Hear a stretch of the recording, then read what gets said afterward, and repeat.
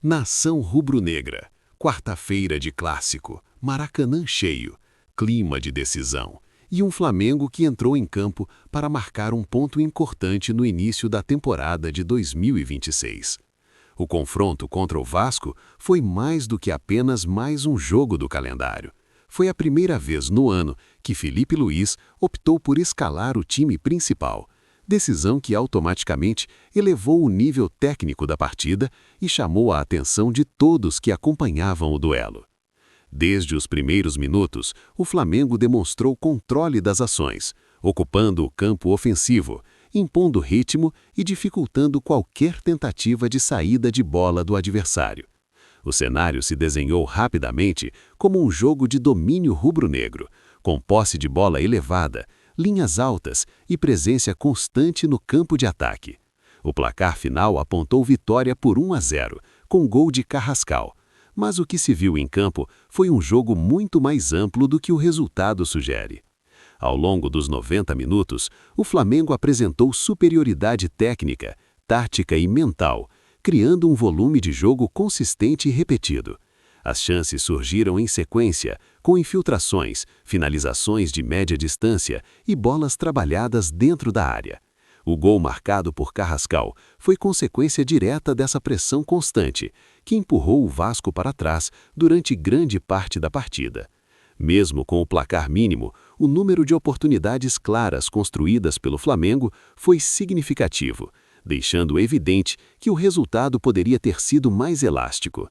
A atuação coletiva destacou organização, intensidade e controle emocional, especialmente em um clássico, onde o ambiente costuma ser mais equilibrado e imprevisível.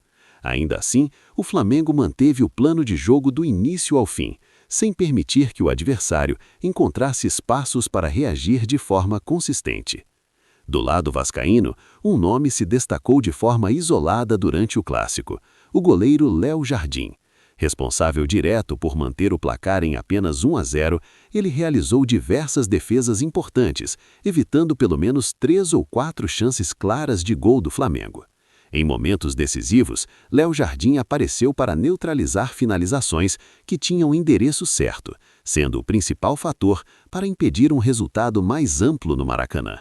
Após a partida, na zona mista, o goleiro concedeu a entrevista e reconheceu a superioridade do Flamengo, destacando que o jogo serviu como um alerta para o Vasco sobre pontos que precisam ser ajustados. Segundo ele, a expulsão de Barros agravou ainda mais a situação, transformando o confronto em um cenário de ataque contra a defesa.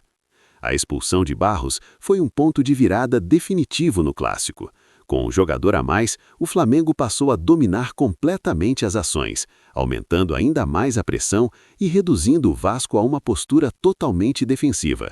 Léo Jardim afirmou que, a partir desse momento, o jogo mudou de configuração, com o Flamengo ocupando todos os espaços do campo ofensivo e o Vasco se defendendo como podia. A superioridade numérica facilitou a troca de passes, a circulação da bola e o controle do ritmo da partida. Mesmo sem ampliar o placar, o Flamengo manteve a consistência e não correu riscos defensivos, consolidando uma vitória segura, construída mais pela regularidade do desempenho do que por lances isolados. Após o apito final, Felipe Luís concedeu a entrevista coletiva e falou sobre diferentes temas relacionados ao momento do clube. Um dos assuntos abordados foi a renovação de seu contrato com o Flamengo, que foi estendido até o final de 2027. O treinador revelou que ficou chateado durante o processo de renovação, mencionando que houve um pré-julgamento em relação à sua permanência no comando técnico.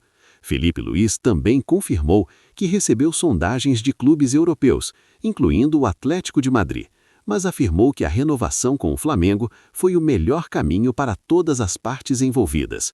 A declaração reforçou o contexto de estabilidade institucional após um período de negociações e especulações nos bastidores. Outro jogador que falou após o clássico foi Emerson Royal. Em entrevista, ele destacou a dedicação durante a pré-temporada e revelou que abriu mão de parte das férias para manter o nível físico e estar preparado para o início do ano. A declaração ocorreu em um contexto de desfalques importantes no meio-campo do Flamengo, que impactaram diretamente o planejamento da comissão técnica.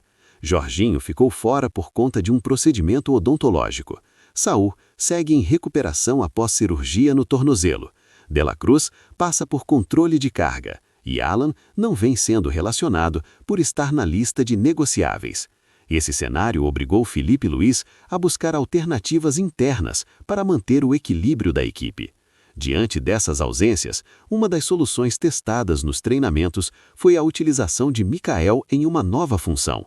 Segundo informação divulgada pelo portal GE, Filipe Luís passou a observar o jogador atuando como volante durante as atividades. O próprio treinador confirmou que considerou essa possibilidade para o clássico, mas optou por uma formação mais conservadora contra o Vasco. Nos treinos, Mikael apresentou boa movimentação, capacidade de marcação e qualidade nos passes, o que despertou a atenção da comissão técnica.